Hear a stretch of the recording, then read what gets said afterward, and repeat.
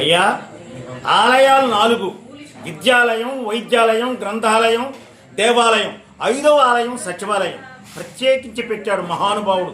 వయస్సులో చిన్నవాడైన యోచనలో పెద్దవాడు జగన్మోహన్ రెడ్డి గారు, మాజీ ముఖ్యమంత్రి వర్యులు. విద్యాలయంలో ఎలాంటి వివక్ష ఉండదు, రాజ్యాంగం తదుపరి స్వతంత్రం వచ్చిన తర్వాత. కానీ ఇంతకాలానికి మీ సొంత నియోజకవర్గంలో, అంటే మీరు గెలిచిన నియోజకవర్గంలో పవన్ కళ్యాణ్ గారు చదువుకునే విద్యార్థులు చెప్తున్నారు, సార్ మీరు మాలోళ్ళు, మీరు దళితులు, మీరు శుభ్రంగా ఉంటారు, మీరు ఎడంగా ఉండాలి, మీరెందుకు లోనికి వచ్చారని రకరకాలుగా చెప్తుంటే ఒక ఎడ్యుకేటెడ్గా సార్ నేను స్పందిస్తూ ఉన్నాను. మీరు ఒక పరిపాలనలో ఉన్న మరి డిప్యూటీ సీఎంగా మీకు తెలియపరుస్తున్నాను, సీఎం గారికి తెలియపరుస్తున్నాను. సార్, ఇంత కుల వివక్ష, ఇంత వర్ణ వ్యవస్థ ఏనాడైనా చూసామా సార్?